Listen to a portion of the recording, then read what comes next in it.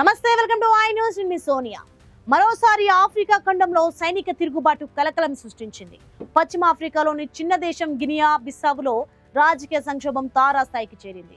ఎన్నికలు జరిగిన 3 రోజులకే సైన్యం దేశంపై కంప్లీట్ కంట్రోల్ సాధించింది. ప్రభుత్వాన్ని రద్దు చేసిన సైనిక అధికారులు ఎన్నికల ప్రక్రియను నిలిపివేశారు. దేశ అంతర్జాతీయ సరిహద్దులను మూసివేశారు. అధ్యక్ష భవనం వద్ద భారీ కాల్పులు, పౌరుల వలసలు. ఇప్పుడు ఆ దేశంలో అసలు ఏం జరుగుతోంది? గతంలో 4 తిరుగుబాట్లను చవి చూసిన ఈ దేశంలో ఈ తాజా సంక్షోభానికి కారణాలేంటి?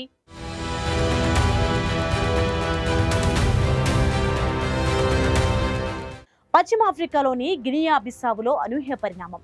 అధ్యక్ష ఎన్నికలు జరిగిన 3 రోజులకే దేశంలో పెద్ద గందరగోళం మొదలైంది. రాజధాని బిస్సావులోని ప్రెసిడెంట్ హౌస్ సమీపంలో హెవీ ఫైరింగ్ జరిగింది. ఈ దాడి తర్వాత మిలిటరీ ట్రూప్స్ ఆ ప్రాంతాన్ని చుట్టుముట్టాయి. సైనిక అధికారులు వెంటనే పూర్తి నియంత్రణ ప్రకటించి ఎన్నికల ప్రక్రియను ఆపివేశారు. ఆ తర్వాత అంతర్జాతీయ సరిహద్దులు మూసివేయబడ్డాయి. కీలకమైన పాయింట్ ఏంటంటే, ప్రస్తుత ప్రెసిడెంట్ ఒమర్ సిసోకో ఎంబాలో ఎక్కడున్నారో ఎవరికీ తెలియదు. అతని ఆచూకీ మిస్సింగ్. ప్రజలు భయంతో సిటీ నుంచి కాలినడకన వాహనాలలో దేశాన్ని వదిలి వెళ్లిపోతున్నారు. ప్రధాన రహదారులపై బారికేడ్లు వేసి రాకపోకలను అడ్డుకున్నారు. ఈ రాజకీయ అస్థిరతకు కారణం ఎన్నికల ఫలితాలే. ఆదివారం పోలింగ్ ముగియగానే ప్రముఖ అభ్యర్థులు ఎంబాలో, ప్రతిపక్ష నాయకుడు ఫెర్నాండో డయాస్ ఇద్దరు విజయం తమదే అని ప్రకటించుకున్నారు.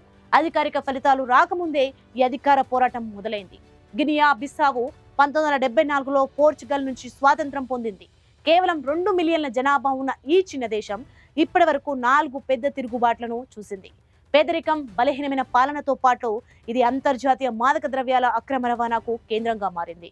ఈ అంశాలే అక్కడి రాజకీయ అస్థిరతకు శాశ్వత కారణాలుగా నిలిచాయి. తాజా తిరుగుబాటుతో ఈ దేశ భవిష్యత్తు మరింత ప్రశ్నార్థకంగా మారింది.